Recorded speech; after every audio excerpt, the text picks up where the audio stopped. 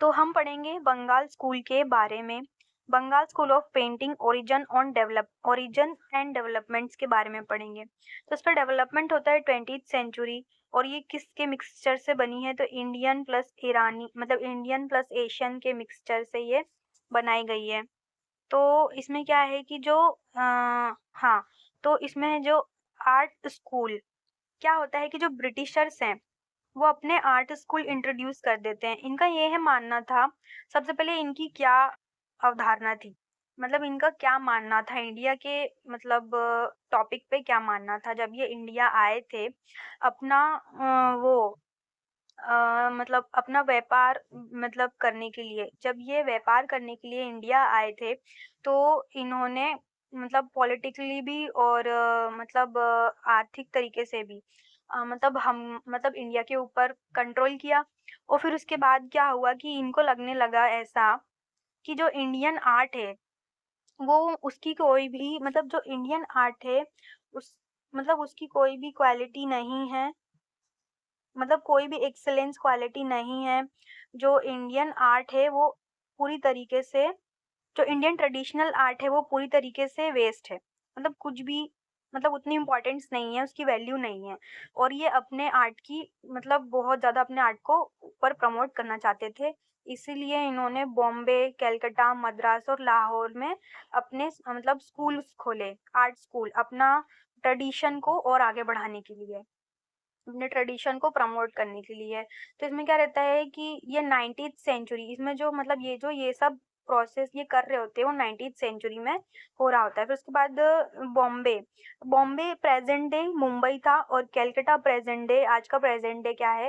तो कलकत्ता जो है आज का प्रेजेंट डे कोलकाता है, मद्रास चेन्नई, ठीक है, मतलब मद्रास आज का प्रेजेंट डे चेन्नई है।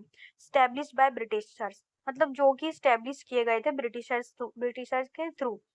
अब ये चीज़ जो रहती है, ये जो मतलब हमारा आर्ट, मतलब इंडियन आर्ट, और ये क्या नाम है कि ये जो ब्रिटिशर्स का आर्ट था, तो इंडियन आर्ट और यूरोपियन आर्ट दोनों मतलब क्या था कि ये प्रॉब्लमेटिक था हमारे लिए यूरोपियन आर्ट, क्योंकि जो इंडियन आर्ट है वो अभी का नहीं है, बहुत पुराने टाइम से, मोहनजोदाड़ो के टाइम से हमारा जो इंडियन आर्ट है वो चला आ रहा है। और जो हमारे यहाँ का जो आर्ट है वो दीवारों पर भी बनाया जाता था और हमारे पांडुलिपियों में भी देखने को मिलता है। तो इसमें क्या है कि अब क्या थे, ये हमारे लिए बहुत प्रॉब्लमेटिक था कि इनका जो आर्ट था वो ज़्यादा से ज़्यादा प्रमोट हो रहा था, और हमारा आर्ट को मतलब को बहुत ज़्यादा ही प्रॉब्लम फेस करना पड़ रहा था। कोई हमारे आर्ट को बहुत कम लोग फॉलो कर रहे थे। तो इसमें क्या था कि अवनींद्रनाथ टैगोर और ईवी हैवल, जो हमारा आर्ट जो कि दबता जा रहा था, और जो इन मतलब यूरोपियन आर्ट जो बहुत ज़्यादा ही इसे सब सीखने की कोशिश कर रहे थे, और इनकी मतलब लेविश लाइफ जीने की कोशिश कर रहे थे, तो इनके जो सुपरमेसी वो बढ़ते जा रही थी और हमारी घटते जा रही थी। तो फिर इसीलिए एक मतलब ईवी हैवल जी ने और अवनींद्रनाथ टैगोर जी ने मतलब एक इनिशिएटिव्स लिया कि अब यूरोपीय स्टाइल, मतलब हम यूरोपीय स्टाइल से ही सीखेंगे, बट हम कॉपी नहीं करेंगे उसको, पर लेकिन हम उनकी मतलब तरीके सीखेंगे और अपना तरीका डेवलप करेंगे। तो अवनींद्रनाथ टैगोर ने अपना फिर जो आर्ट है वो इंट्रोड्यूस, मतलब जो अपनी स्टाइल है वो इंट्रोड्यूस कर देते हैं, टेम्परा और वॉश, ठीक है। तो जो हमारा आर्ट हिस्ट्री है उसका जो विजुअल आर्ट, यानी कि मतलब Indian art history of the visual art is 1896, जितना पुराना आर्ट है हमारा, यानी दृश्य कला, विजुअल आर्ट का मतलब होता है दृश्य कला। तो new technique you introduced by Abanindranath Tagore, मतलब वो न्यू टेक्निक यू इंट्रोड्यूस कर देते हैं। तो उसके बाद was a technique you introduce by, हाँ छोड़ो इस ये वाला हो गया। फिर जो इनकी टेक्निक यू है वो किसका मिक्सचर होती है? जापानी, चाइनीज और इंडियन ट्रेडिशन का मिक्सचर होती है। और इनके जो मतलब स्टूडेंट्स रहते हैं, कौन कौन से रहते हैं? तो होते हैं नंदलाल बोस, सुरेंद्र नाथ कर, आसित कुमार हालदार, के वेंकटेशप्पा, और Shitendra Nath Majumdar, M A R Chughtai, और Shailendra Dey, Mukul Dey, and so on, मतलब इनके ये क्या रहते हैं, स्टूडेंट्स रहते हैं, फेमस स्टूडेंट्स।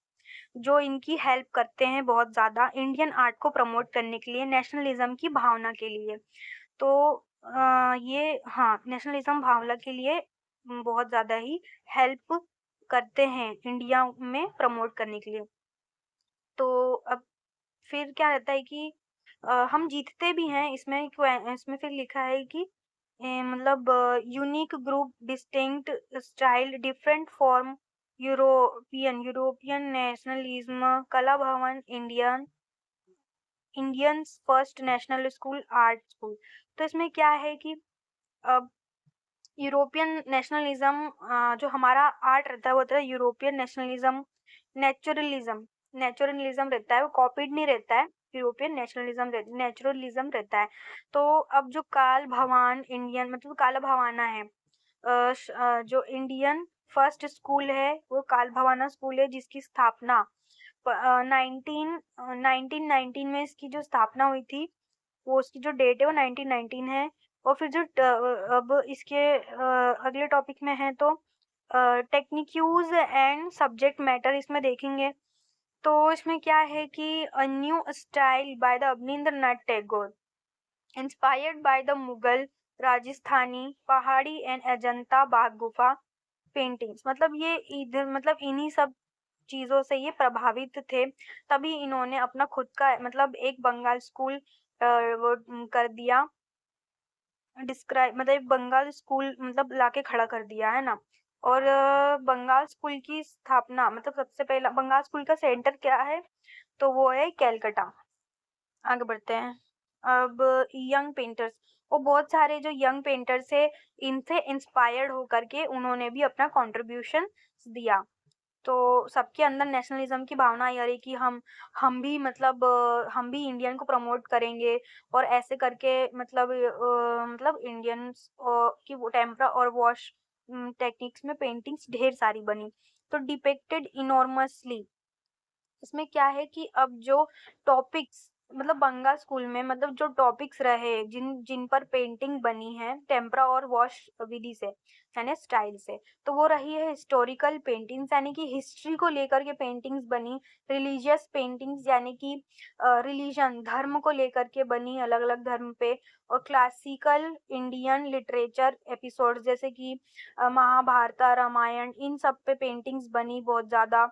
इंडियन को मतलब इंडियन आर्ट मतलब इंडियन जो आर्ट्स है जैसे एपिसोड जैसे महाभारत महाभारत हो गया, इन सब पे ज़्यादा पेंटिंग्स बनी। जैसे सोशल लाइफ पे डेली लाइफ पे बनी, सोशल लाइफ लोगों की सोशल लाइफ पे बनी जिससे कि हम कनेक्ट कर पाए लोगों से। और फ्लोरा एंड फोना पेड़ पौधों का चित्रण भी हुआ इस शैली में। और अब modern art best understood as a conflict between colonialism and nationalism. अब दोनों के बीच में टसल चल रही थी, टसल कि हम आगे हैं और ऐसे में हम ही जीतते हैं। फिर कॉलोनिज्म इंट्रोड्यूस्ड न्यू इंस्टीट्यूशंस। फिर क्या आता है कि nationalism's artists asserted more Indian taste in art. Legacy has a great impact on a modern Indian art. Indian art draw ideas from West and follow its own legacy and tradition. इसमें क्या रहता है कि जो Indian art है वो copy नहीं करता है पूरी तरीके से यूरोपियन आर्ट की, पर लेकिन वो उनसे आइडियाज लेते हैं, सीखते हैं कि अच्छा हाँ ऐसा बनता है क्या। तो फिर वो उसी हिसाब से अपने अंदर चेंजेस कर अपने टेक्निक के अंदर चेंजेस किया मतलब उन्होंने किया। और फिर टेक्निक एक वॉश टेम्परा वॉश टेक्निक लाके खड़ी कर दी, अपनी खुद की एक आर्ट आर्ट फॉर्म लाके खड़ी कर दी। तो फिर उससे क्या हुआ कि इससे हमारे आर्ट को एक बूस्ट मिला, इंडियन आर्ट को वापस से मतलब वापस से कमबैक करने में एक बूस्ट मिला कि अरे इंडिया का भी खुद का आर्ट है टेम्परा एंड वॉश। तो फिर इसीलिए हम हमारा आर्ट को और रिस्पेक्ट मिलने लगी अवनींद्रनाथ टैगोर जी के कारण। फिर इंडियन मतलब फिर लिखा है main features of Bengal school. और बंगाल स्कूल की जो मेन फीचर्स रहे, मेन फीचर्स क्या रहे तो अजंता पेंटिंग्स जैसे कि अजंता की गुफाओं से प्रभावित रहे, जैसे कि linear delicacy and rhythmic and grace.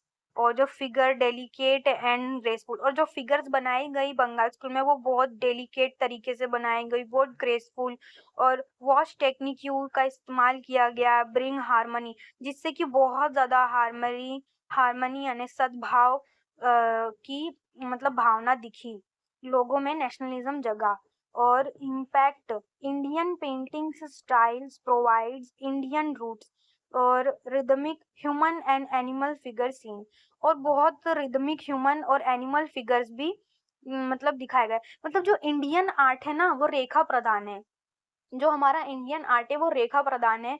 जैसे कि जो यूरोपियन आर्ट है वो एकदम हूबहू चित्रण है, हूबहू चित्रण मतलब एज इट इज जैसा दिखता है वो वैसे ही रियलिस्टिक वो लोग पेंट करते हैं। पर लेकिन जो इंडियन आर्ट है वो लाइंस के ऊपर है। जैसे कि जैसे कि भीमबेटका में जो पेंटिंग्स दिखी हैं जिसमें मतलब शिकार के दृश्य को दिखाया गया है, तो वो लाइन के थ्रू शो किया गया है, तो वही हमारा आर्ट है जो बहुत पुराने टाइम से चलता आ रहा है। मतलब जो इंडियन आर्ट है वो रेखा प्रधान है, यानी लाइंस के ऊपर है, मतलब लाइन है, ठीक है। तो इस वीडियो में इतना ही है, और फिर जब अगली वीडियो जो बनेगी वो बनेगी बंगाल पेंटिंग्स के बारे में, जो इम्पोर्टेंट पेंटिंग्स है उस बारे में वीडियो बनेगी। Thank you.